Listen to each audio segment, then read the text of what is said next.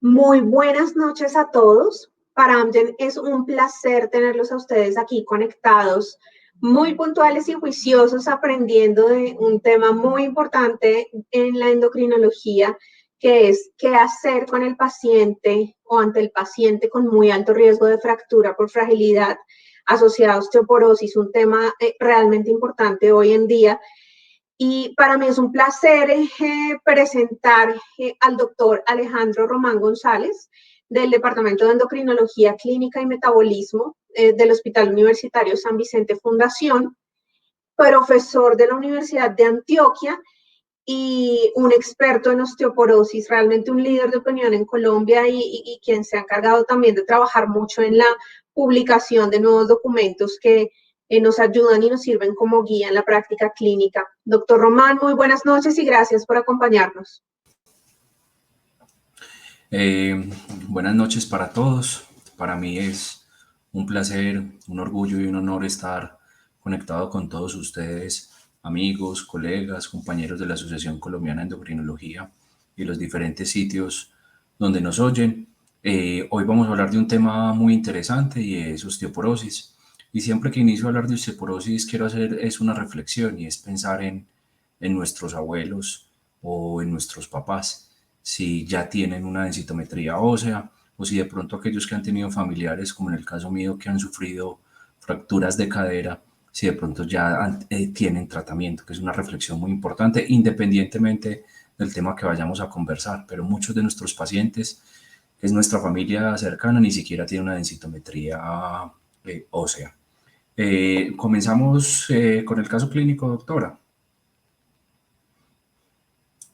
Voy a compartir pantalla. Por supuesto, doctor, el stage es todo suyo.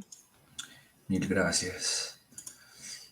Me avisan por favor si se está oyendo bien y si se está viendo la presentación en este momento. Sí, señor, en este momento se ve la presentación, se oye perfecto. Adelante, doctor, muchas gracias.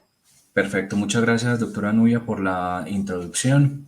El correo mío es alejandro.roman@uda.edu.co si están interesados en la presentación o en el material bibliográfico que vamos a mencionar acá. Acá están mis redes sociales, Twitter, Instagram, y estoy pues intentando como poner alguna de las charlas que yo hago en mi canal de YouTube que se llama Alejandro Román González Endocrino. Me pueden poner como Alejandro Román endocrinólogo. Este fin de semana vamos a hacer una charla sobre incidentaloma adrenal y tenemos como varios temas muy interesantes. Recordemos que esta conferencia es dirigida exclusivamente al personal del área de la salud y es una charla que es patrocinada por Amgen y estos son mis conflictos de interés.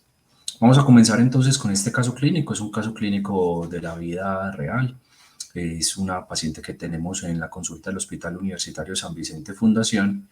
Es una mujer de 76 años cuyo cuadro clínico inició aproximadamente a los 74 años.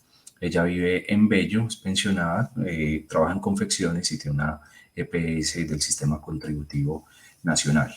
Ella tiene un cáncer de colon, un estadio 2A, T3N0M0, no tenía invasión linfovascular, tenía 0,21 ganglios, tenía un score de riesgo del MSK Impact 5A OS con una supervivencia del 94% a 5 años y una supervivencia a 10 años del 92%.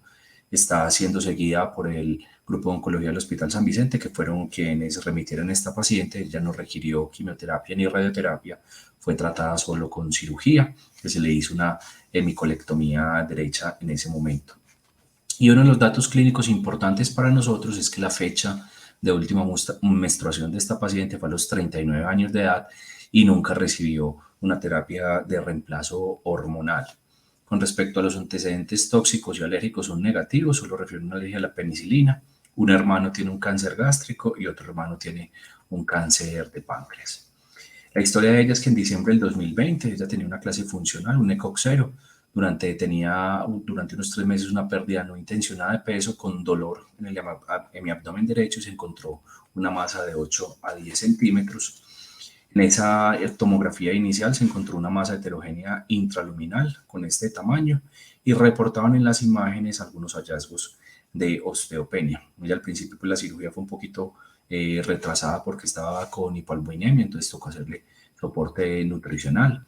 En la colonoscopia total tenía una extensa lesión tumoral con un compromiso del 100% de la circunferencia y 80% de la luz. Tenía una estenosis infranqueable.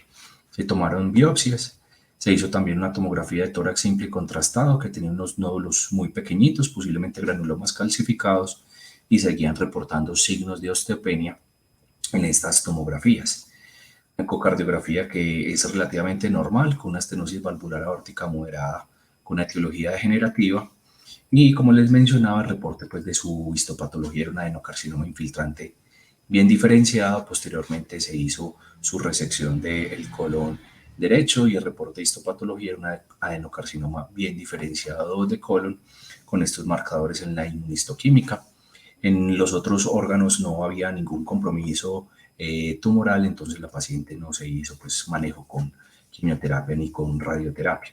Como ya les mencioné, la tomografía de tórax tenía algunos pequeños nódulos que no eran compatibles con enfermedad metastásica, volvían a reportar osteopenia y osteoartrosis, y esto que era en abril, recordemos que la cirugía fue en enero, no reportaba ningún hallazgo sugestivo de compromiso metastásico y seguía reportando osteopenia. En la última evaluación por oncología no tenía criterios de riesgos, tenía una baja probabilidad de recaída y se decidió hacer una vigilancia activa con seguimiento tomografía. Y en las tomografías el doctor del grupo de oncología me llamó porque tenía signos de osteopenia y tenía un antecedente personal de osteoporosis. En la consulta mía, yo estoy usualmente en el grupo de oncología, al lado mío están los oncólogos o nos repartimos consultorios, entonces es muy fácil hacer esa comunicación grupal inmediatamente. No teníamos la densitometría en ese momento. Yo le dije al doctor que le pidiéramos una densitometría ósea y que le hiciéramos todos los estudios de causas secundarias para poder hacer el estudio apropiado. Esta es la densitometría ósea que nos presentó esa paciente en mayo del 2021. Ella tenía un antecedente de osteoporosis hace 2 años que venía siendo manejado con alendronato, pero no teníamos las densitometrías previas. Acá tenemos L1, L2, L3 y L4. Este es el T-score de ella, menos 4,6, menos 4,9, menos 5,3 y menos 5,5 y un Z-score muy bajo. Entonces, de entrada es una osteoporosis con un compromiso marcado en columna, con un Z-score menor de 2,0, sugestivo de causas secundarias, pero recordemos que también la paciente tuvo una falla ovárica prematura. Acá tenemos la imagen de donde está ubicada esta flechita. Y en cuello femoral teníamos un T-score de menos 4,1 con un Z-score de menos 2,0, una cadera total con un T-score de menos 3,8, un Z de menos 2,0, y acá vemos los hallazgos pues imaginológicos. Acá está un poquito rotada, pues que se alcanza a ver el trocánter inferior, pero básicamente es una osteoporosis que nos demuestra un compromiso muy marcado en la cadera de nuestra paciente. Entonces vemos acá en el resumen final, L1, L4, un T-score de menos 5,1, en cuello femoral menos 4,1 y en cadera total un T-score de menos 3,8, como vemos en estas imágenes. Es claro que para nosotros es una paciente con osteoporosis bastante importante que hasta ahora no había tenido fracturas. Entonces en junio se vio esta paciente, tiene un índice de masa corporal de 21, sigue en clase funcional, las lesiones pulmonares son de aspecto benigno, no hay recaída oncológica, se cerró la hilostomía sin complicaciones y ya no la enviaron oficialmente por un antecedente de osteoporosis grave. Como les mencioné, la ventaja es que como estamos en grupo al lado de oncología, entonces yo le había dicho al doctor que pidiéramos todos los exámenes de causas secundarias para que nos llegara a la consulta de una vez definida. Entonces acá tenemos los paraclínicos iniciales.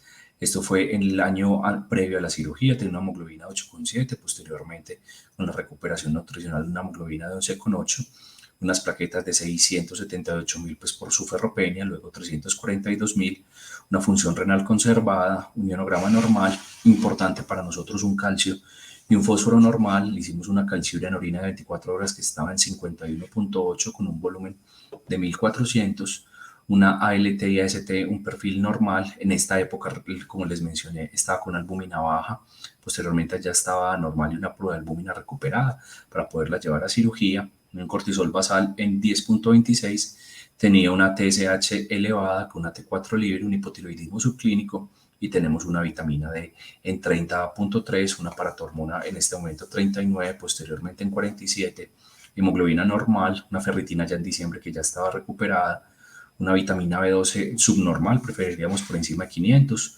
un LDL discretamente alterado con unos triglicéridos en 96 y un antígeno carcino embrionario normal. Le hemos hecho una electroforesis de proteínas también, que es una electroforesis básicamente normal. Entonces, en conclusión, de los estudios de causas secundarias, básicamente no tenemos una causa importante, evidente, excepto la falla ovárica prematura, que esa sería su causa secundaria. Es una paciente que tuvo una falla ovárica prematura que nunca fue tratada, entonces, por ende, estamos hablando de que eso nos explicaría el compromiso óseo tan marcado. No hicimos radiografía porque ya tenemos varias tomografías con esta paciente y básicamente la paciente va muy bien, no tenemos evidencia pues, de ningún compromiso adicional y nos sentamos a evaluar bien columna y no tenemos evidencia de fracturas en esta paciente. Entonces, para concluir hasta esta parte, tenemos una mujer femenina con un índice de masa corporal de 21, con una falla ovárica prematura, un antecedente de carcinoma bien diferenciado de colon, que se hizo una cirugía oncológica sin evidencia de recaída tumoral, sin tratamiento con quimio ni con radio, no tiene antecedentes familiares de osteoporosis ni de fractura de cadera en padre y madre, no usa esteroides, no consume exageradamente café ni otras sustancias, en los hallazgos imaginológicos tiene signos de osteopenia, no tiene fracturas, y esta densitometría número 2 es una osteoporosis con muy alto riesgo de fracturas grave, pero no conocemos pues, los antecedentes de la densitometría previa. Miren que esta tiene un compromiso en columna muy marcado y ya le descartamos todas las causas secundarias de osteoporosis y adicionalmente pues tiene otro compromiso.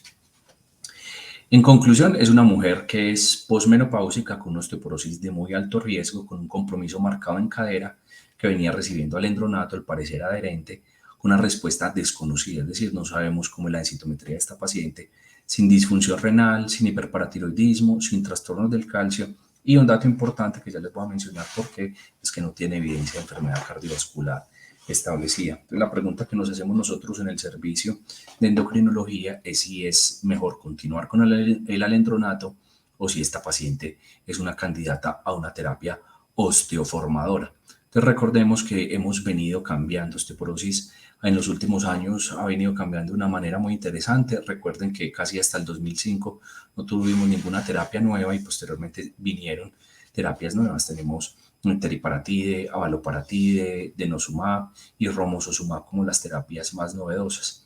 Y un cambio importante es, uno, el riesgo de fracturas, que es como clasificamos, no hablamos de osteoporosis grave, ya les voy a mostrar, sino osteoporosis muy alto riesgo y moderada. Y dos, se está volviendo muy importante el concepto de terapia secuencial. Siempre dejábamos el osteoformador para los casos más graves de osteoporosis, cuando el paciente ya había pasado muchas terapias, pero lo nuevo implica un cambio en el paradigma de manejo de los pacientes. Incluye que en pacientes con osteoporosis de muy alto riesgo, la primera terapia es un osteoformador seguida de un antirresortivo. Entonces es un cambio en el chip de empezar primero estos pacientes. Y en algunas de las consultas que nos llegan a nosotros, desafortunadamente algunos pacientes ya les empezaron antirresortivo, como en este caso, porque es una terapia muy buena para el médico general y cualquier cosa que le pongamos va a ser buena, no va a ser la mejor, pero va a ser muy buena. Entonces es muy importante que estos casos de osteoporosis muy avanzadas, mejor iniciar una terapia anabólica posteriormente, seguida de una terapia antirresortiva. Esa es una de las ideas como más nuevas en el cambio del paradigma de la osteoporosis. Acá tenemos un FRAX. Algunos pudieran decir que para qué le vamos a hacer un FRAX a una paciente con una osteoporosis ya documentada, pero el FRAX nos ayuda también a establecer, es uno de los criterios de riesgo que tenemos en los pacientes. Igual en esta paciente hicimos el FRAX, 74 años, mujer, peso 48, una estatura de 148, antecedentes de causas secundarias negativas. Lo único es que es una osteoporosis secundaria a la falla ovárica prematura con una densidad en cuello femoral de 0,395 y nos da un riesgo de fractura osteoporótica mayor del 25% a 10 años y de fractura de cadera del 14%, muy alta en esta paciente, acorde al consenso colombiano de osteoporosis. Entonces, para que iniciemos con las preguntas del caso clínico, podemos mencionar que la primera pregunta es, según las guías actuales, ¿qué criterios de riesgo tiene la paciente? Recordemos, y ya vamos a ver más adelante para que reforcemos el concepto, tenemos osteoporosis de muy alto riesgo y moderada.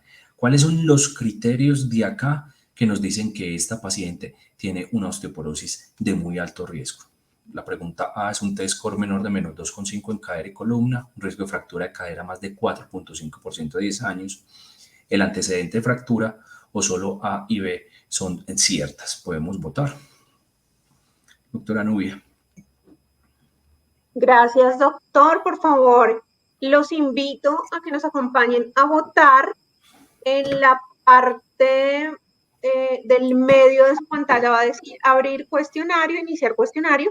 Ahí les van a aparecer a ustedes los distractores para que nos ayuden participando con sus respuestas y después, bueno, estaremos discutiendo con el doctor Román cuál sería la mejor opción en esta paciente o cuál sería el riesgo de fractura de esta paciente.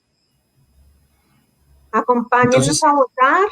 Gracias, doctor. Tenemos una votación. Ya estamos listos. Si quiere, por favor, equipo, nos pueden abrir los resultados. Muchas gracias.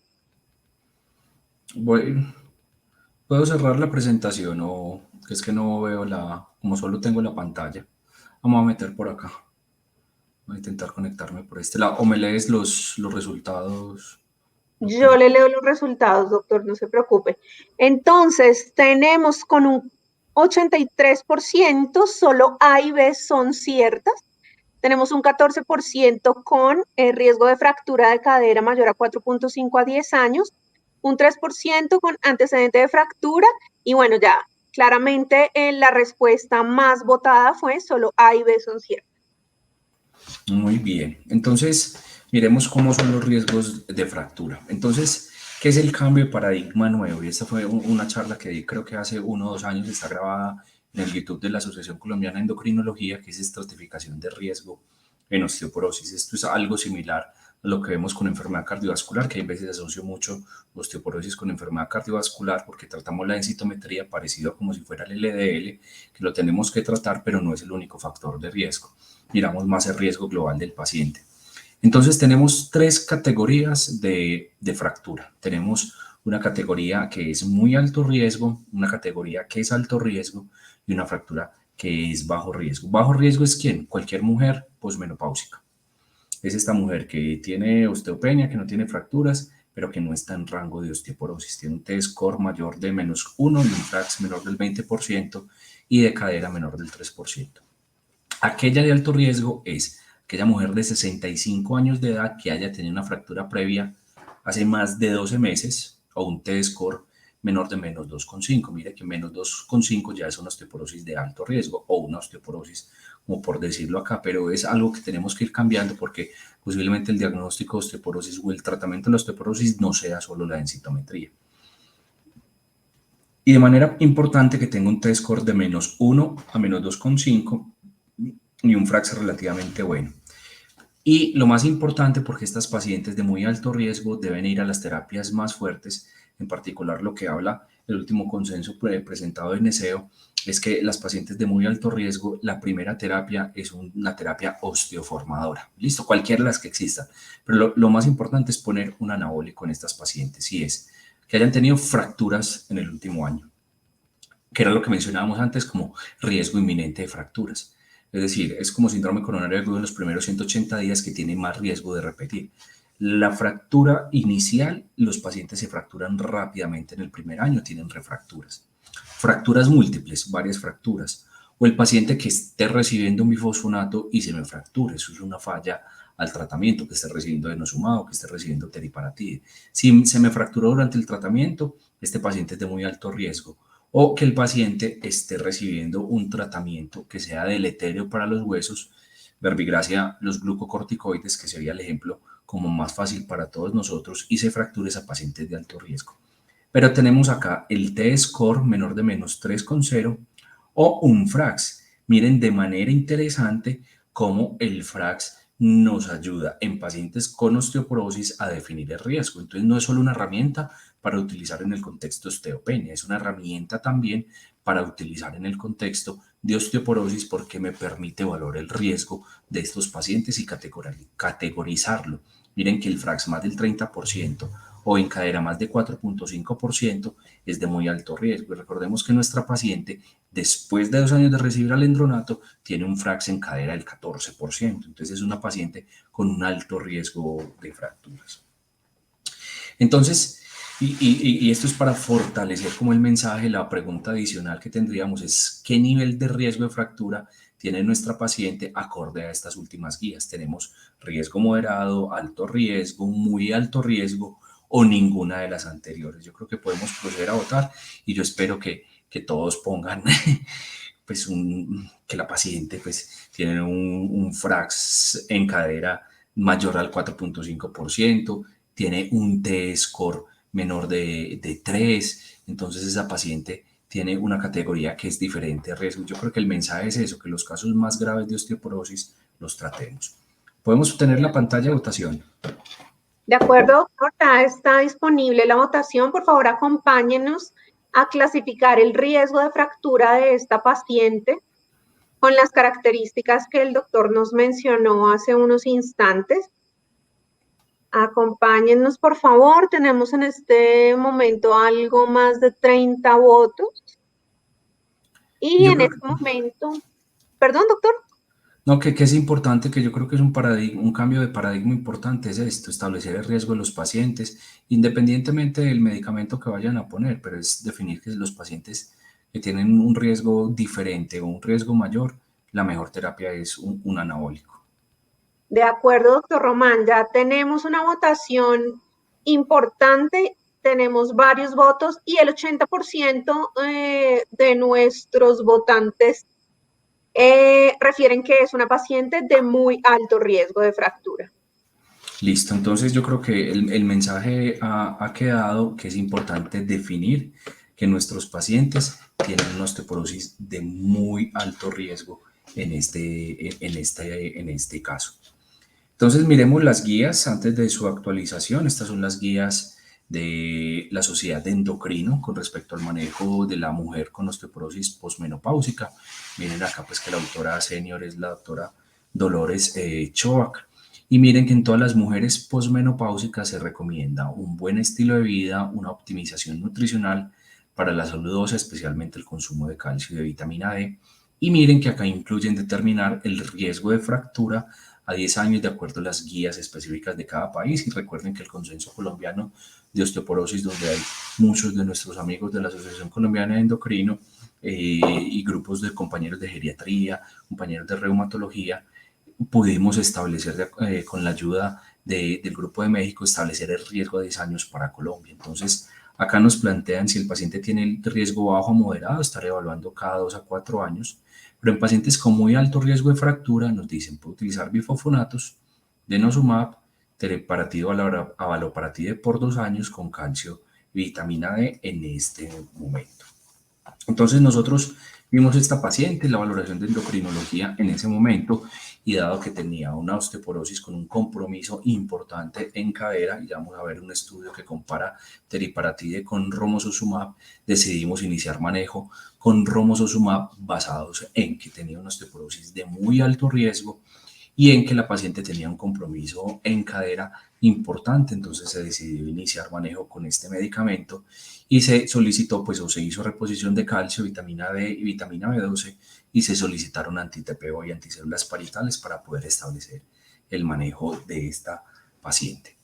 Entonces, ¿por qué hablamos de romosozumab? Nos tenemos que ir a hablar a los síndromes raros. Esto yo creo que es lo bonito. El Juan David Gómez, que es el colega mío endocrino, siempre dice, vea, la voy a mandar donde Alejandro Román, de R de raras, que él es el que le gustan las cosas raras. Y sí, me gustan pues como estos casos raros, me parecen muy interesantes. Pero estos casos raros nos han permitido crear nuevos medicamentos y hacer mejorías para la salud de los pacientes. Entonces acá tenemos dos enfermedades que son la esclerosteosis y la enfermedad de Van Buchen. Recordemos que esto es asociado con Países Bajos y una época en que muchos de los habitantes de Países Bajos migraron a Sudáfrica, es lo que se conoce como la población sudafricana, afrikaners o boers, algunas guerras que hubieron entre ellos, pero fue una población muy aislada en Sudáfrica. Inclusive en esta época hay un podcast de Diana Uribe hablando sobre Desmond Tutu y habla el primer podcast sobre esta contextualización de lo que hicieron los sudafricanos, la población africana o Boer, que se establecieron en esta zona de Sudáfrica y fueron muy aislados. Entonces, al aislarse mucho, lo que hace es que son poblaciones endogámicas, y que tienen unas altas tasas de enfermedades asociadas a una transmisibilidad genética. Entonces, la población africana tiene una alta tasa de enfermedad de Huntington, de unas tasas elevadas de hipercolesterolemia familiar heterocigota, por ejemplo, y allá hay un nicho de enfermedad de esclerosteosis y enfermedad de Van Buren. Entonces, cuando el doctor Sócrates Papopoulos empezó a interrogar a estas familias, les preguntó que si habían tenido fracturas y se quedaron todos callados. Pero preguntó posteriormente si habían tenido accidentes de tránsito. Entonces por allá alguien alzó la mano y dijo, sí, yo tuve un accidente de tránsito, iba cruzando la calle con mi hermano, un Mercedes-Benz, ¡pum!, me levantó. Yo no tuve fracturas y el Mercedes tocó llevarlo a reparación porque estaba lleno de huecos. Esto habla de la fortaleza del hueso de estos pacientes.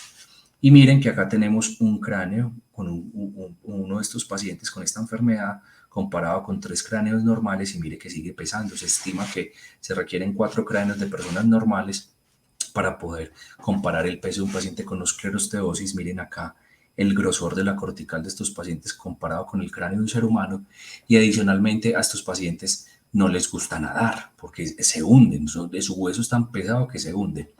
Y lo que pueden preguntar es ustedes es, Alejo, hace muchos años utilizamos flúor y el flúor también incrementaba la densidad mineral ósea, pero esto no es flúor, esto no incrementa solo la cortical, incrementa la densidad mineral ósea, esto incrementa la calidad del hueso en estos pacientes que tienen esta mutación. Entonces estos pacientes tienen una deficiencia esclerostina, acá la tenemos, una alteración en la síntesis de esclerostina, acá tenemos una alteración en el exón acá, y se produce esta enfermedad que es esclerosteosis o la enfermedad de Van Buren, por una síntesis alterada de esclerostina en estos pacientes.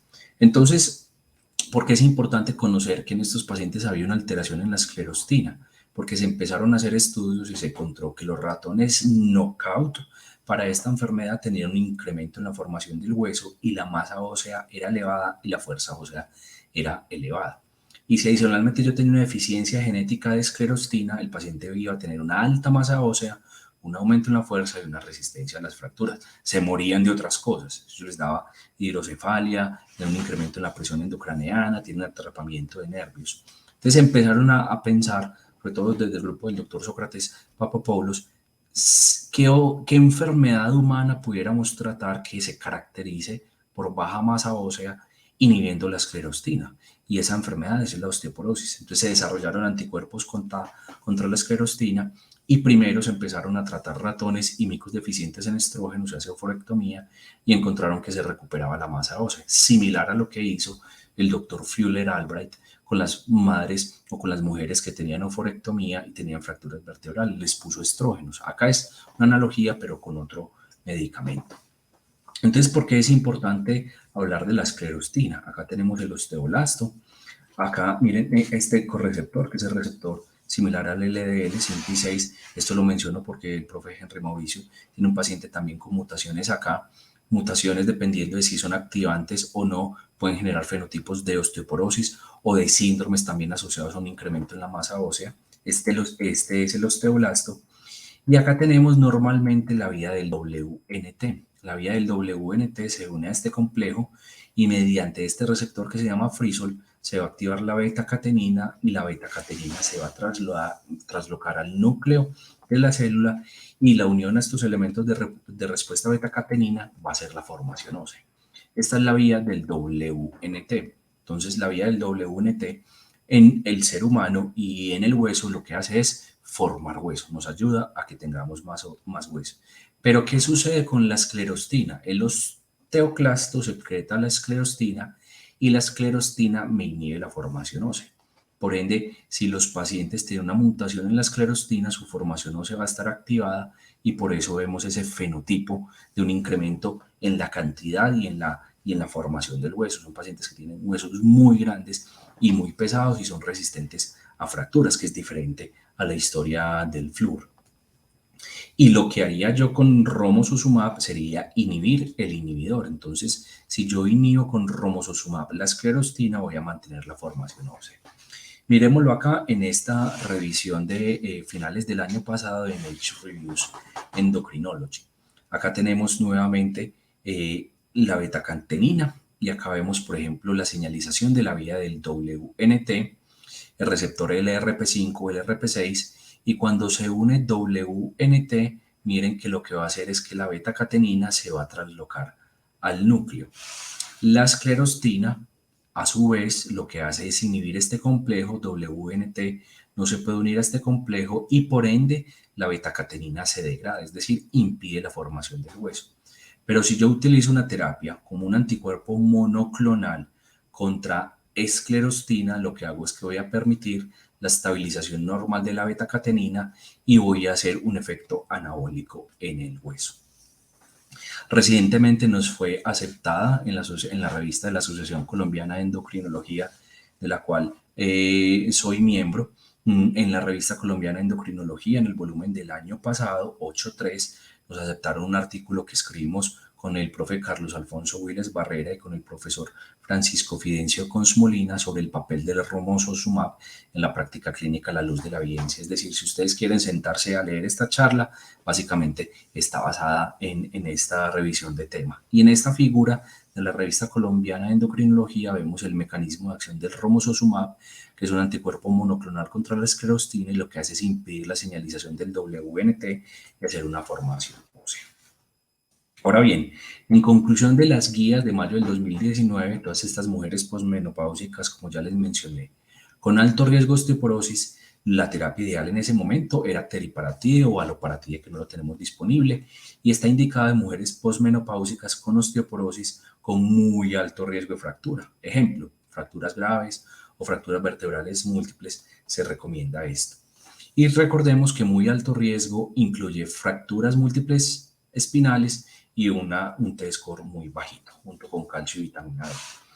En el Consenso Colombiano de Osteoporosis, que está publicado por varios de nuestros colegas, el primer autor es la doctora Adriana Medina. Acá tenemos que las mujeres con posmenopáusicas identificamos sus factores de riesgo y si el T-score es menos de 2,5 o una fractura por fragilidad, o que el paciente tenga una fractura vertebral severa o dos fracturas vertebrales de cualquier gravedad o un T-score menor de menos 3,5, definimos iniciar teriparatide en aquellos casos, es decir, los casos más graves. Pero posteriormente, cuando se aprobó por la FDA el uso de romosozumab, se actualizó esta guía, que es la más reciente. Es una actualización de la guía de la Sociedad de Endocrino del manejo farmacológico de la osteoporosis. Entonces, ¿qué hicieron ellos? Miren, actualizaron romosozumab. En mujeres de alto riesgo, usted puede poner cualquier terapia y romosozumab por un año y mencionan que esta terapia es candidata en pacientes con muy alto riesgo de fractura, que tengan osteoporosis grave, un T-score bajo con fracturas o múltiples fracturas vertebrales y la dosis es 210 miligramos cada mes por un año. Son 2 jeringas, se pone una en un lado y otra en otro lado, son como doble barril, por decirlo así. Entonces, acorde a estas guías que mencionamos acá, el medicamento de elección para esta paciente, que es la siguiente pregunta, acá tenemos varias alternativas y me gustaría mirar mucho sus respuestas porque tenemos varias aproximaciones. Acá la mayoría de respuestas son buenas, pero posiblemente yo les voy a explicar por qué decidimos poner romosozumab en nuestra paciente. Una alternativa sería ácido soliderónico, que es muy bueno. Denosumab también es una terapia antirresortiva muy buena. Tenemos romosozumab, tenemos teriparatide o tenemos raloxifeno. Doctora Nubia, ¿podemos poner las preguntas, por favor, para que los asistentes puedan votar, por favor? ¿Sí las están poniendo?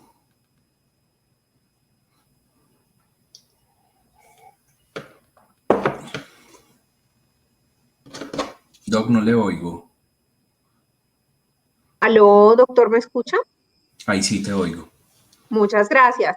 Equipo, por favor, ayúdenos a lanzar la pregunta, por favor, para que los colegas puedan votar en torno a cuál sería la mejor terapia en esta paciente. Todavía no estamos viendo la opción de votar. Y lo otro es como menciona mi profe Willis, finalmente cualquier cosa que le pongamos a la paciente pues le va a servir, va a disminuir su riesgo de fracturas y tenemos varia evidencia para cualquiera, pero lo importante, acorde a las nuevas guías, sería poner un anabólico y posteriormente continuar una terapia secuencial con un antirresortivo en estos casos. Ahora bien, los anabólicos que tenemos para nuestro medio serían romosozumab y serían teriparatide. ¿Cómo vamos con De la votación, acuerdo. doctora? No me han lanzado la votación, creo que los colegas todavía no han tenido la opción de votar. No me está saliendo acá, pero entonces por temas de tiempo, doctor, me dicen que ya van a lanzar la Ah, bueno. pregunta. No, porque sería Démosles, muy interesante ver las distintas opciones, porque sí, finalmente de acuerdo. es lo que hicimos en junta. Vamos a mirar qué opina el público. Me están diciendo acá de producción que ya van a lanzar la pregunta. Démosles unos segunditos, porque sí, por supuesto, es importante saber cuál sería la primera elección de los asistentes, porque es un caso bien interesante, ¿no? En principio uno pues ya tendría en la cabeza un osteoformador, pero hay que ver el contexto global de la paciente en términos de su enfermedad, de su antecedente, de su estado actual, y también el tema de la osteoporosis en los diferentes sitios anatómicos, ¿no? Que también da como una pista de hacia dónde se debe mover uno en términos de la escogencia del medicamento osteoformador. Claro, la duda es cuál es el beneficio mayor en cadera, pues sin tener desenlaces de fracturas, pero cuál sería el compromiso en cadera, que es algo que tenemos que discutir con respecto a los estudios cabeza que tenemos de teriparatide De con... acuerdo. Ya lanzaron la pregunta, doctor, entonces yo los invito, estimados colegas, a que voten. Claro, pero mira, nos quedaron acá sin la opción de romosozumab en la pregunta. Dice que según las guías actuales queda solo Edrónico, denosumab, teriparatide, raloxifeno y nos Ok, sacaron de romosozumab. acuerdo, Ya sabe que de no acuerdo. pueden poner romosozumab según esta encuesta. Nos va a salir un poquito sesgada la encuesta, pero bueno, yo le pido al equipo, y gracias, doctor, por darse cuenta de este lapsus. Equipo, tranquilos, podemos retirar la pregunta porque una de las opciones no sale. Ahora Entonces, bien, tuvimos dos votos con raloxifeno. Raloxifeno es muy buena terapia, pero recordemos que la terapia reemplazo hormonal o los SERMs están indicados más en pacientes con osteoporosis de riesgo bajo a moderado, es decir, sería una terapia muy buena en la mujer posmenopáusica. Entonces, procedamos, doctora Nubia, a continuar revisando la evidencia. Entonces, para quienes quieran estar más interesados en la fisiopatología o en la fisiología de la esclerostina, hay un video que hice en YouTube solo de esclerostina, mirando como toda la evidencia de la parte de vista fisiológica. Pueden buscar a Alejandro Román, endocrinólogo en YouTube, y hay un video solo de esclerostina, no tiene nada de la parte pues, farmacológica. En esta parte vamos a hablar es de los estudios clínicos. Entonces, el primer estudio clínico es este fue publicado en el año 2016 por la doctora Felicia Cosman, incluyó 7.000 mujeres posmenopáusicas que tuvieran osteoporosis y lo que comparaba era romosozumab versus placebo por un año, seguido por denosumab. El desenlace primario era la incidencia acumulada de nuevas fracturas a los 12 y a los 24 meses, y como desenlaces secundarios teníamos las fracturas sintomáticas vertebrales y las no vertebrales y las fracturas no vertebrales. Acá tenemos el diseño del estudio. Un grupo se dividía 3.500 a placebo y el otro grupo a romosozumab, y posteriormente seguían un periodo open label de denosumab 60 miligramos subcutáneos cada 6 meses, y posteriormente entraban un grupo de seguimiento o de extensión. Entonces acá tenemos el desenlace, que es incidencia de fracturas vertebrales nuevas, 1.8% en el grupo de placebo, 0.5% en romosozumab, un RR de 0.27 estadísticamente significativa a los 12 meses, y posteriormente a los 2 años tenemos una tasa de fracturas en el grupo que recibió placebo seguido por denosumab de 2.5%, y en el grupo de romosozumab denosumab tan solo del 0.6%, que es un RR del 0.25, es decir, es una disminución muy importante del riesgo de fracturas en estas pacientes. Acá tenemos también los resultados con respecto a densidad mineral ósea.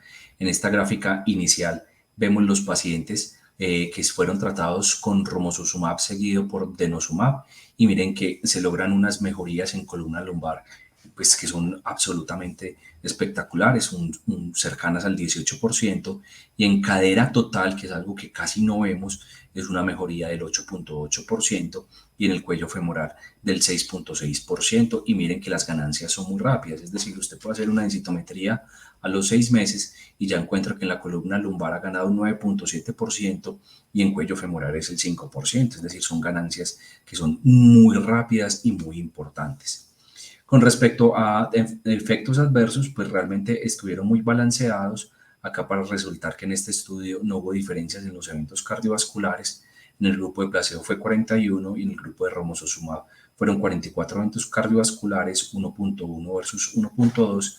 Y acá tenemos el desenlace cardiovascular. Si alguien quiere profundizar sobre esto, nos puede hacer la pregunta al final, que tengo otras diapositivas. Y estas son las inyecciones en el sitio de reacción. Y de manera interesante, mire que tenemos 0 osteonecrosis de mandíbula y 0 fracturas atípicas en el grupo de placebo y en el grupo de romosozumab. Tan solo un evento. Y en el seguimiento romosozumab, adenosumab, 2 osteonecrosis de mandíbula y una fractura atípica de fémur, que son eventos adversos que en el contexto de osteoporosis son relativamente raros. ¿Qué otros desenlaces tenemos? Tenemos la incidencia de nuevas fracturas vertebrales al mes 12, que ya lo vemos acá que hay una diferencia, el grupo de placebo versus romosozumab, una reducción en el riesgo relativo de 46 y el 73%. Y un hallazgo muy interesante que me parece muy bonito que presentemos también los resultados así, se los deberían reportar a uno en diferentes formas, es el tiempo a la primera fractura clínica en el mes 12. Miren que tenemos al mes 12 en el grupo de romosozumab versus en el grupo de placebo una diferencia en el tiempo hasta la primera fractura clínica.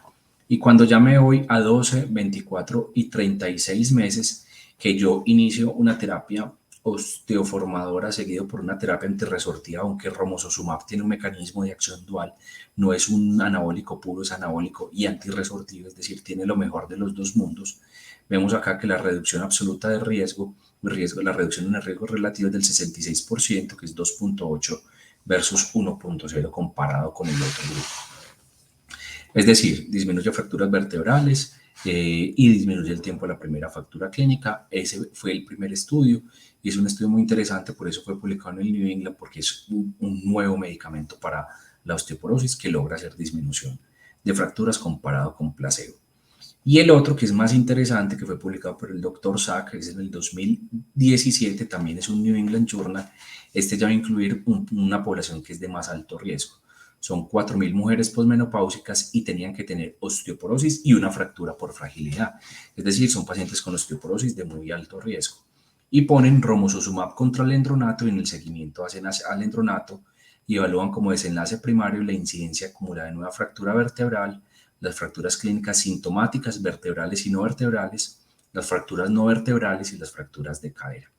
Acá tenemos el diseño del estudio, 4.000 pacientes, 2.000 alendronato durante 2 años y el otro grupo romosozumab por 1 año seguido de alendronato. Entonces acá tenemos los resultados.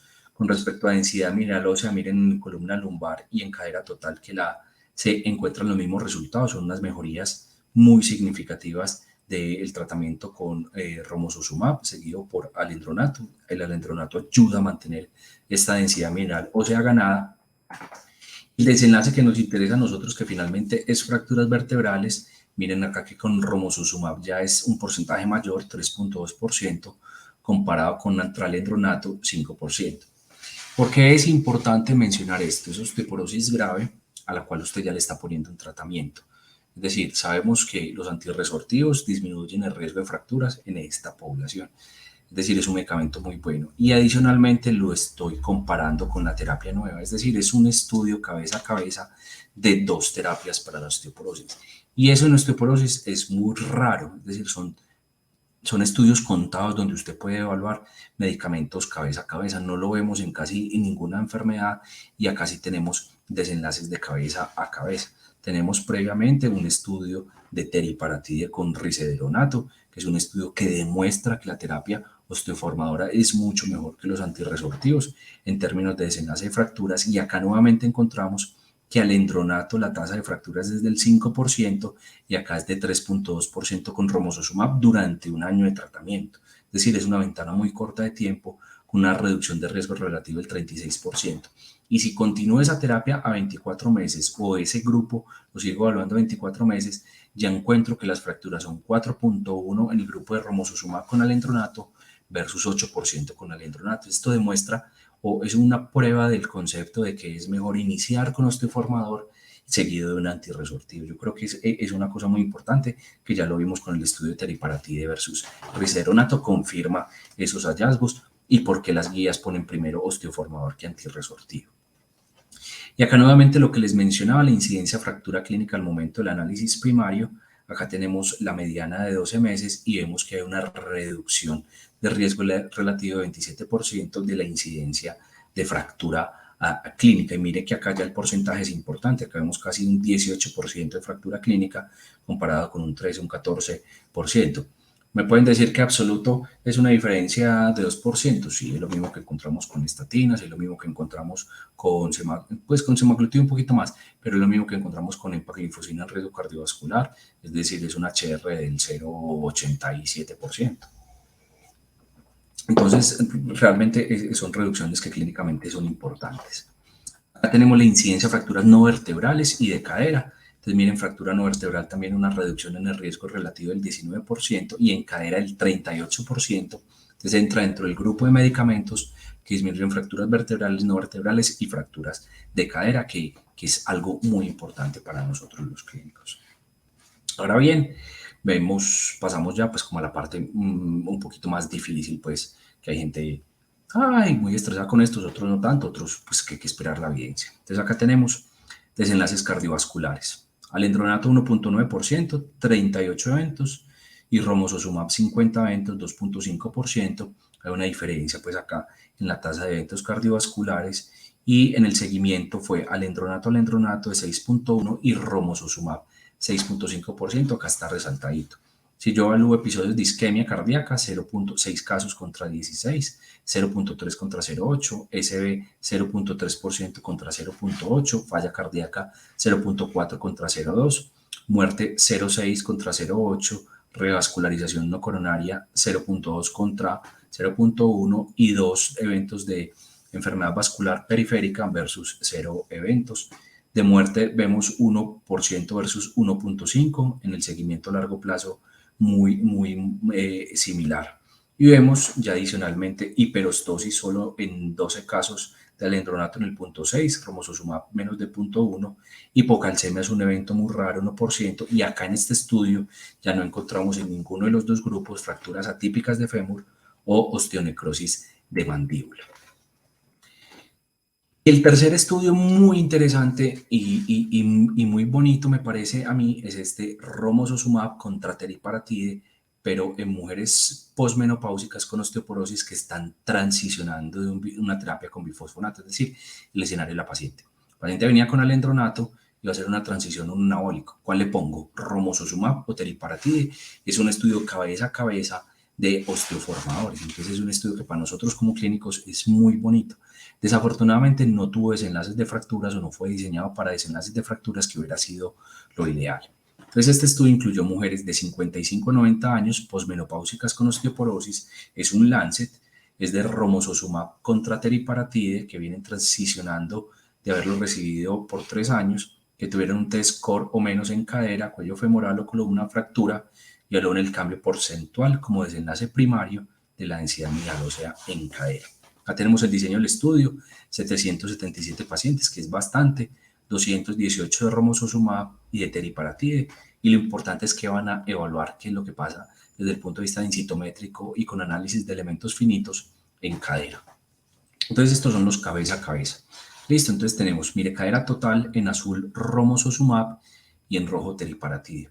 Teriparatide se mantiene, listo, que es algo que ya conocíamos desde el punto de vista de cadera, ya lo conocíamos de los estudios, data de combinación de denosumab y teriparatide. Teriparatide pues mantiene la densidad mineralosa en cadera con una tendencia a disminuir al principio, pero luego se mantiene. En cuello femoral con romosozumab hay una mejoría de 3.2%, en cambio con teriparatide hay una disminución inicial y luego un mantenimiento. Y en columna lumbar, que es lo que quiere mirar uno también, romosozumab es mucho más potente desde el punto de vista densitométrico comparado con teriparatide. Y miremos acá cuando evaluamos otros datos, comparado, mire cómo mejora la cortical y el hueso trabecular comparado con romosozumab, que son comparado contra teriparatide en rojo, y miren que las líneas azules siempre son mucho mejores en cadera que teriparatide. Y recordemos que el análisis de elementos finitos viene de todos esos elementos de resistencia que evalúan en los aviones, en los edificios, y acá evalúan la fortaleza de cadera de romosozumab contra teriparatide, y vemos que mejora mucho la fortaleza de cadera en pacientes tratados con romosozumab versus con teriparatide. Eso fue lo que nos hizo a nosotros tomar la decisión de poner un anabólico y poner mejor romosozumab que teriparatide en esta paciente. Y con respecto a eventos adversos, hipercalcemia se presentó más con teriparatide, pero los que hemos manejado teriparatide saben que la hipercalcemia no es una cosa grave, es 10,5, 10,2, 10,6. La hipercalcemia se presenta, pero no es frecuente y no es un evento adverso que nos limite el tratamiento con teriparatide. Y inyección en el sitio de reacción fue más frecuente con romosozumab en este caso. Realmente pues son terapias desde el punto de vista de eventos adversos realmente muy parecidas. Ahora bien, ¿qué tenemos en los meta-análisis? Pues tenemos que en este meta-análisis, que es uno de los más recientes, tenemos otros, inclusive hay uno del año 2022 también recientemente publicado, pero con otro contexto, evalúa es romosozumab como tal, no romosozumab contra teriparatide. Este evalúa el cambio porcentual de densidad mineral ósea, lumbar y cadera total. Y miren acá que romosozumab contra teriparatide mejora la densidad mineral ósea en columna lumbar, lo tenemos acá, mejora la densidad mineral ósea en cadera y mejora la densidad mineral en cuello femoral. Es decir, desde el punto de vista densitométrico, romosozumab es más fuerte que teriparatide. Desde el punto de vista de análisis de elementos finitos, hablando fortaleza, es mucho mejor romosozumab versus teriparatide. No tenemos datos de desenlaces de fracturas, todo hay que decirlo. Entonces, para concluir, ¿qué nos menciona la guía? La guía nos menciona que mujeres posmenopáusicas con muy alto riesgo de fracturas, romosozumab puede ser una alternativa muy buena. Entonces, ¿qué tenemos para Colombia? Que las indicaciones de romosozumab serían las siguientes, serían para pacientes con osteoporosis de muy alto riesgo de fracturas, con fracturas osteoporóticas, o que tengan múltiples factores de riesgos y que hayan tenido falla o intolerancia a otro tratamiento, y esto nos limita pues un poquito la prescripción para pacientes naïf, que es una de las dificultades que hemos tenido para prescribir estos pacientes. En Colombia, ¿cómo está aprobado este medicamento? Este medicamento está aprobado como agente alternativo para mujeres posmenopáusicas con alto riesgo de fractura. El riesgo de fractura, el INVIMA lo define por una historia de fracturas o múltiples factores de riesgo de fractura por osteoporosis, quienes no responden o no toleren otras terapias. Y acá pues es parte pues, de los problemas que tenemos con INVIMA y con algunas aseguradoras, porque las guías nuevas nos dicen terapia osteoformadora inicial para pacientes con osteoporosis de muy alto riesgo. Es decir, yo tengo una paciente con osteoporosis de muy alto riesgo, es teriparatide o romosozumab, pero acá nos están limitando el romosozumab. Entonces ya tenemos algunos pacientes que no les hemos podido poner la molécula y nos toca utilizar otras moléculas por esta limitante. Entonces tenemos una pregunta adicional para el público, y lo otro que hay que mencionar acá para que pasemos a las preguntas, para que nos las vayan poniendo en pantalla, es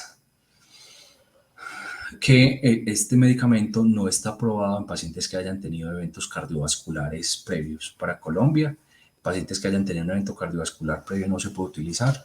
Para otros países, en pacientes que hayan tenido eventos cardiovasculares previos 1 o 2 años antes, también estaría contraindicado. Entonces, la pregunta para esta paciente es ¿cuál debe ser el horizonte de tratamiento de esta paciente de acuerdo al riesgo de fractura? Recordemos que es de muy alto riesgo. Entonces, manejo 1 año con osteoformador y continuar calcio y vitamina D.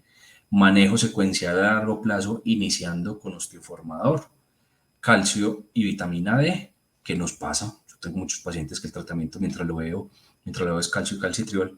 O manejo secuencial a 5 años con antirresortivo. Doctora Nubia, ¿tenés algún comentario con respecto a esto? Gracias, doctor. No, de acuerdo con lo que usted mencionaba, específicamente en eventos cardiovasculares, la contraindicación es antecedente en cualquier momento de la vida de infarto al miocardio o evento cerebrovascular isquémico. Eso es para que quede como la claridad de lo que tenemos en la contraindicación. Y como usted lo decía, en Estados Unidos, Japón, Canadá y Australia, esta contraindicación va solamente en el último año. Es decir, un paciente que haya tenido uno de estos eventos en más de un año, sí sería un buen candidato para esta terapia. Entonces, los invitamos a votar, por favor. sobre cuál sería el horizonte de tratamiento de esta paciente teniendo en cuenta su muy alto riesgo de fractura y las necesidades. También tengan muy en cuenta las recomendaciones de las guías del nuevo paradigma en el manejo de la osteoporosis, que de hecho, doctor Román, más adelante lo hablaremos, pero fue uno de los temas más importantes en el último Congreso de Osteoporosis, en el Congreso Europeo. Bueno, este es realmente un Congreso Mundial, el de IOFCO. Entonces, importante para que lo tengan en cuenta.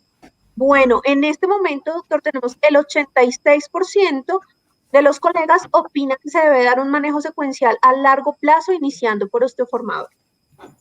Bueno, yo creo que ese es el mensaje más importante, es poner un osteoformador y después un tratamiento inicial. Entonces, la propuesta con nuestra paciente es una mujer de 76 años. Le recuerdo acá el T-score es de menos 4,1, menos 5,1 y menos 3,8 y un Z-score muy bajo por la malla ovárica prematura. Tiene muy alto riesgo de fracturas, no tiene antecedente cardiovascular. Decidimos iniciar romosozumab 210 miligramos subcutáneo mensual por 12 meses, suplencia de calcio, vitamina D, esperando que ese incremento en la densidad mineral ósea redunde en una disminución en fracturas. Para terminar, les quiero recomendar entonces el artículo que ya les había mencionado. Esto fue publicado en la revista colombiana de Endocrinología, Diabetes y Metabolismo. Se puede bajar por internet, ya está disponible, que lo escribimos con Carlitos Wiles y con el doctor Francisco Fidencio. Les agradezco mucho por su atención. No sé, doctora, si podemos pasar a preguntas o qué podemos proceder o si tenemos alguna Claro que sí. pregunta o alguna duda. Tenemos varias preguntas en el chat, doctor. Entonces voy a hacer por aquí la primera y es, dice, el punto de corte de Frax de la clasificación de riesgo mostrado en diapositivas previas está validado en población colombiana. No, no está validado en población colombiana. En la población nuestra, desafortunadamente, pues tenemos muy pocos estudios. El único estudio que tenemos desde el punto de vista poblacional es el estudio con el que se estableció el FRAX mundial, que es de nuestro colega barranquillero. Sin embargo, este punto de corte posiblemente esté poco validado en la mayoría de países para nuestra población. Se estableció ese FRAX, pero no está validado esos puntos de corte en nuestro país. No existe ningún estudio que evalúe si esos puntos de corte se consideran pacientes de alto riesgo de fractura o no. Pero para nuestro medio, en el Consenso Colombiano de Osteoporosis, queda así establecido en el Consenso Colombiano, nos menciona es grupos de tratamiento o grupos para enviar a densidad mineral ósea, que es lo que se hizo con el grupo de México con la doctora Patricia Clark básicamente, pero no está diferenciado como estos grupos de riesgo que vemos acá, por ejemplo. Permítame, qué pena, yo me adelanto a otra diapositiva. Esto es de este artículo, que es lo que presentaron en la SEO. Es un artículo que es manejo de pacientes en muy alto riesgo de fracturas osteoporóticas con tratamientos secuenciales. Entonces miren acá que establecen la probabilidad de 10 años. Acá tienen los puntos de corte, que es de el 4,5% en cadera o un 20% en otros sitios. Y acá mencionan ya los grupos de alto riesgo. Este paciente de alto riesgo debería tratarse un agente anabólico seguido de un antirresortivo. Sin embargo, usted tiene toda la razón. Para la persona que pregunta, no tenemos un estudio que valide ese punto de corte en nuestro medio.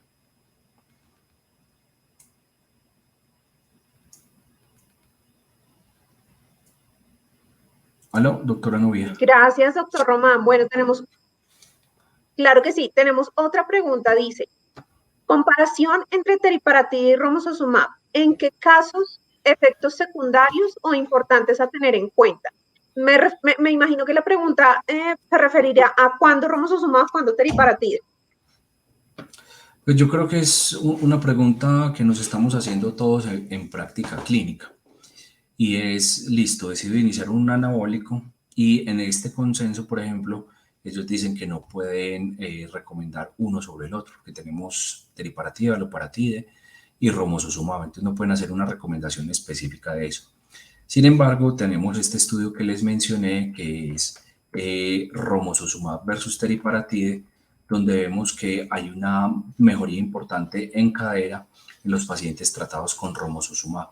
Entonces yo pudiera decir, y es lo que estoy haciendo en práctica clínica en los últimos 3 o 4 meses, que si el paciente tiene un compromiso marcado en cadera con un T-score menor de menos 2,5, yo preferiría utilizar romosozumab.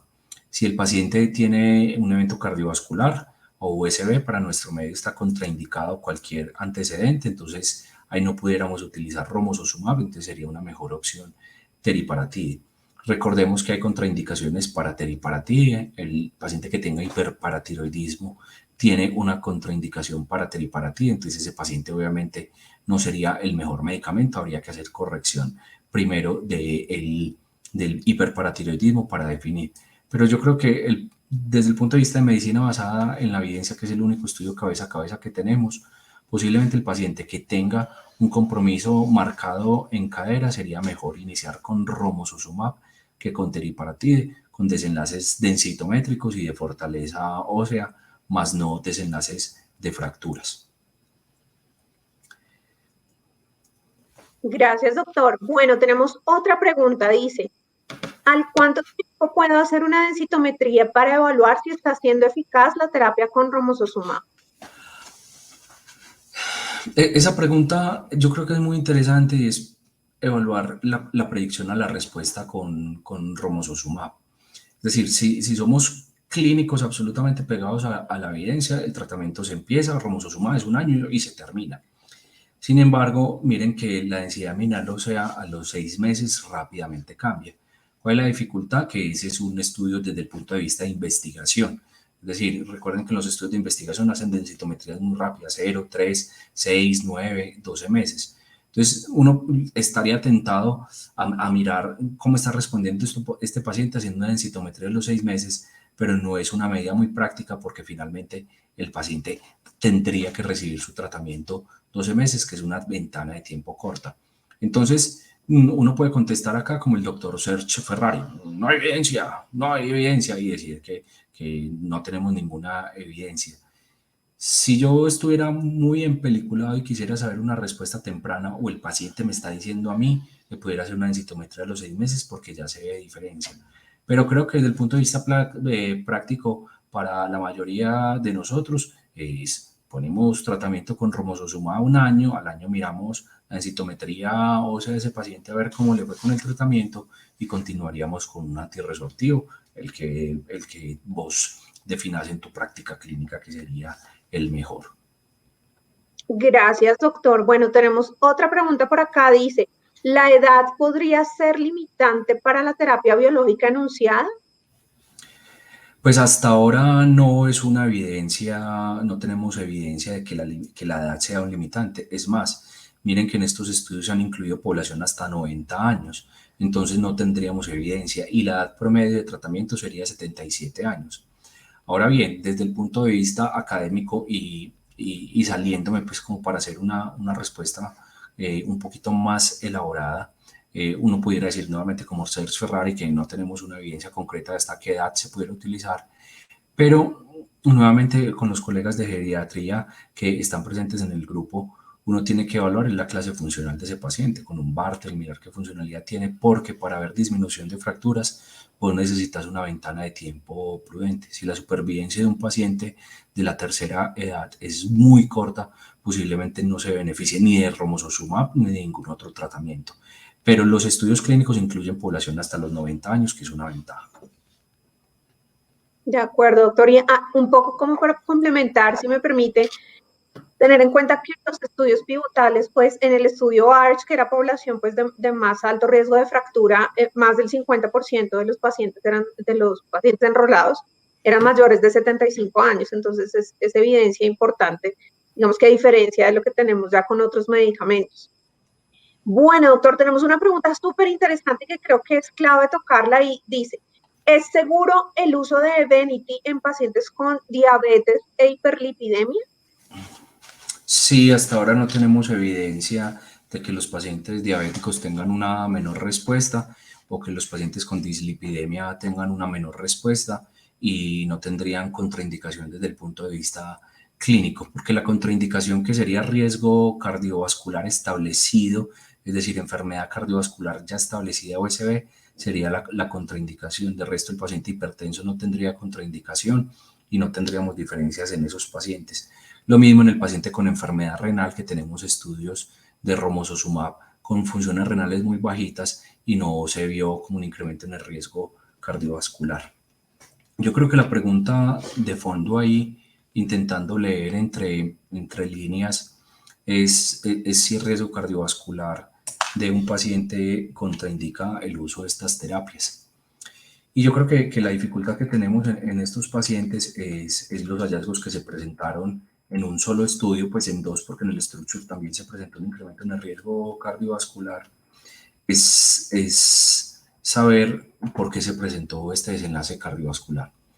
Entonces, primera conclusión, creería yo con riesgo cardiovascular, es que necesitamos tiempo. Listo, hay que hacer estudios de vida real. Hay 4 estudios en vida real con una duración de 12 meses aproximadamente que no demostró un incremento en el riesgo cardiovascular, pero esto es solo con 752 pacientes. Entonces, así como con pioglitazona y rosiglitazona, cuando salió el metaanálisis de Nissen, que decía que los pacientes se morían más y que 10 o 15 años después ya sabemos que no hay un incremento en el riesgo cardiovascular y que le quitaron el black box a rosiglitazona y a pioglitazona, pudiéramos decir que necesitamos tiempo para poder definir si hay un incremento en el riesgo cardiovascular o no. Y hay varios pedazos de evidencia o varios argumentos que nos dicen varias cosas con respecto al riesgo cardiovascular. Uno, es el medicamento el que está produciendo el riesgo cardiovascular. Es claro que la esclerostina tiene algún papel desde el punto de vista de la vascularización o la calcificación de la pared vascular, pero no sabemos si es protector o si es deleterio. Algunos estudios sugieren que hay un riesgo, otros no. Es decir, no sabemos desde el punto de vista biológico cuál es el papel de la esclerostina en la calcificación vascular. Dos, algunos han postulado el efecto alendronato. Es decir, si yo leo el estudio y les digo alendronato comparado con romosozumab disminuyen los eventos cardiovasculares 1% o 0.5%, ustedes me creerían. Entonces, algunos han postulado que los bifosfonatos pueden tener un evento cardiovascular protector. Y el tercero es si es una anomalía estadística. Algunos plantean que parte del error es un error estadístico, como algunos que explican el incremento mayor cardiovascular en los pacientes que estaban en el ADVANCE asignados al grupo de tratamiento intensivo, que es lo que menciona uno de los estadísticos del grupo, que puede ser tranquilamente un efecto del azar. La conclusión es que no sabemos cuál es el evento cardiovascular y hasta ahora la contraindicación en el mundo es paciente que tenga evento cardiovascular, no lo utilizamos en el año previo para Estados Unidos, para Colombia desafortunadamente es la indicación del INVIMA, es cualquier paciente que haya tenido evento cardiovascular en cualquier momento de la vida, no le deberíamos poner este tratamiento. Y la contraindicación no es diabetes, no es dislipidemia, no es hipertensión, no es edad, es evento cardiovascular. Gracias, doctor Román. Bueno, tenemos otra pregunta, dice, en el caso de un hombre con fractura de cadera por fragilidad, estudios descartan causas secundarias con PTH, calcio, fósforo y función renal normales. La fractura fue un mes antes y no tiene fracturas vertebrales. ¿Qué opción es la mejor? O sea, es un paciente con una fractura de cadera reciente, entraría dentro del grupo de muy alto riesgo, que son fracturas de los menos de 12 meses. Es decir, ese paciente sería un muy buen candidato a una terapia anabólica, que es lo que hemos estado haciendo todos en los últimos años, y posiblemente la mejor opción para mí, en ese contexto, sin conocer más detalles, sería romosozumab, sería una buena opción de tratamiento. De acuerdo, doctor. Bueno, yo tengo que hacer aquí un pequeño disclaimer. En Colombia, la indicación de romosozumab está hasta el momento solamente para mujeres posmenopáusicas. Estamos trabajando en esa indicación para hombres. Sí hay estudios, por supuesto, hay un estudio de disminución de riesgo de fractura, el estudio Bridge, que mostró justamente esa eficacia y seguridad en hombres, pero en Colombia, digamos, todavía está esa restricción desde el punto de vista regulatorio.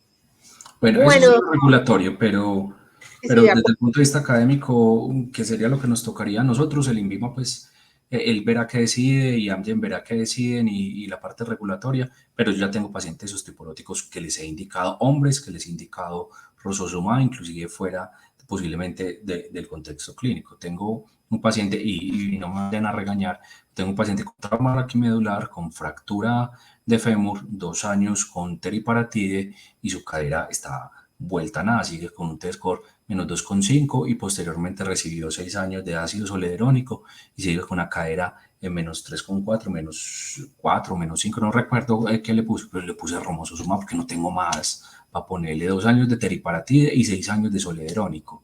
¿Qué más le ponen ustedes? Pues yo a ese paciente le puse romosozumab y es hombre, con causas secundarias descartadas y es una osteoporosis asociada a trauma raquimedular. Es decir, hay unos fenotipos graves que son posiblemente los pacientes que todos vamos a seleccionar primero romosozumab, que son los pacientes más graves, que es lo que hablaba con el grupo de reumatología. Tenemos unos pacientes con osteoporosis muy, muy graves que los hemos tratado durante 10 años, 15 años con todo y que este medicamento brinda una oportunidad de un nuevo tratamiento. De acuerdo con usted, doctor. Bueno, tenemos una pregunta que hay como 3 preguntas que son la misma, entonces dice, ¿el romosozumab está contraindicado en pacientes con antecedentes de osteosarcoma o radioterapia? No, no está contraindicado. No tendría esa dificultad, que era una limitante que teníamos antes con teriparatide, de que estaría contraindicado en el contexto colombiano para esos pacientes. Pero recordar que en Estados Unidos, en la FDA, el seguimiento a largo plazo con teriparatide dijo que no había evidencia de osteosarcoma en esos pacientes. Lo que pasa es que los de Lilly o los pacientes o los que manejan moléculas como osteotide y otros tienen que actualizar el label, porque en Estados Unidos ese label ya no existe. Entonces, romosozumab no tendría esas contraindicaciones como teriparatide. Perfecto, doctor. Bueno, tenemos otra aquí en pacientes postmenopáusicas de bajo riesgo. ¿Cuándo indico terapia? Qué pregunta tan linda. Yo creo que lo que hemos venido hablando y con algunos de los colegas también de la asociación y de ginecología, yo creo que tenemos que tener una sensibilidad con la mujer en posmenopausia temprana y posiblemente acorde a las guías de nosotros. Miren que la mujer con una osteoporosis posmenopáusica o una osteoporosis de bajo riesgo, nosotros también recomendamos como primera lección la terapia de reemplazo hormonal o como alternativa los moduladores selectivos de los receptores de estrógenos. Entonces, en una mujer de un bajo riesgo, riesgo moderado en posmenopausia temprana, la terapia de reemplazo hormonal es muy efectiva desde la época que el doctor Fuller Albright la describió, que sería un muy buen medicamento utilizar en estos pacientes. Ahora bien, una alternativa también siguen siendo los bifosfonatos y recordar siempre descartar causas secundarias de osteoporosis. De acuerdo, doctor, muchas gracias. Y bueno, tenemos una última, doctor, yo creo que para cerrar, y es, dice, doctor, buenas noches, saliéndome un poco del tema, tengo una pregunta respecto a ácido soledrónico y su dosis de 5 miligramos al año. ¿Existen estudios con dosis menores como 4 miligramos al año? Me imagino que se refiere a estudios para osteoporosis. Sí, es decir, con tanto, si ustedes miran estudios de soledrónico iniciales o las dosis de denosumab o inclusive teriparatide, tenemos varios esquemas diferentes no aprobados para el manejo de la osteoporosis. Es decir, pudiéramos utilizar, por ejemplo, teriparatide, tenemos esquemas 20 microgramos martes y jueves y se demostraron en el grupo de japoneses tratamiento, pero la dosis estándar es 5 miligramos. Eso nos ha ocurrido a nosotros en el hospital cuando no teníamos disponible dosis de 5 miligramos y poníamos 4 miligramos en estos pacientes, pero lo ideal es poner 5 miligramos y mínimo 3 años de tratamiento. Entonces, si bien 4 miligramos pudiera aportar porque es un bifosfonato muy potente, la dosis y la presentación aprobada para osteoporosis es 5 miligramos. Si tenés dificultades en tu hospital o en el sitio de práctica para tener disponible 5 miligramos, pues desde el punto de vista práctico 4 también va a servir, pero lo ideal sí es hacer el esfuerzo y hacer como toda esa logística para poner 5 miligramos, porque es lo que estás viviendo, nosotros lo vimos también en nuestro hospital, que durante mucho tiempo no nos autorizaron la dosis de 5 miligramos, que porque era para manejo ambulatorio, entonces le poníamos a los pacientes 4 miligramos de tratamiento antiosteoporótico. Con Carlitos hacíamos eso, pues de rutina hasta que peleamos y logramos encontrar que nos aprobaran 5 miligramos. Muchas gracias, doctor Román. Bueno, en este momento no tenemos más preguntas, simplemente darles un agradecimiento a nuestros colegas participantes, estuvieron muy activos, una discusión muy interesante. A la Asociación Colombiana de Endocrinología, por supuesto, agradecerle el espacio y el apoyo técnico-científico y, por supuesto, a usted, doctor Román, por exponer este tema tan interesante. Simplemente un llamado a tener muy en cuenta a esos pacientes de muy alto riesgo, no todos llegan fracturados, entonces tener en cuenta las otras, digamos que variables que definen el muy alto riesgo de fractura, como usted lo mostró con la clasificación de las últimas guías de la ACE y endocrinología. Entonces, mil gracias, doctor. No sé si usted tenga unas palabras también para cerrar. De lo contrario, ha sido un excelente tema para discutir y bueno, siempre será un placer compartir con ustedes estos espacios académicos. Sí, yo quería agradecerles a todos ustedes pues haber sacado el ratico de sus familias y de ustedes, agradecerles por estar conmigo y les quería mostrar solo esta última y miren que acá mencionan que paciente de muy alto riesgo de fractura, lo ideal es rescatar con un osteoformador o iniciar un osteoformador y luego hacer una terapia con bifosfonato de denosumab, que es lo nuevo que tenemos en esto. Entonces les agradezco mucho y me pueden escribir al correo si necesitan la presentación. Ustedes saben que yo no tengo ninguna molestia o ningún problema con eso. Les agradezco de corazón pues su asistencia y una feliz noche. Muchas gracias, doctor Román. Que tenga una feliz noche. Que Hasta tengan todos luego. una feliz noche. Muchas gracias.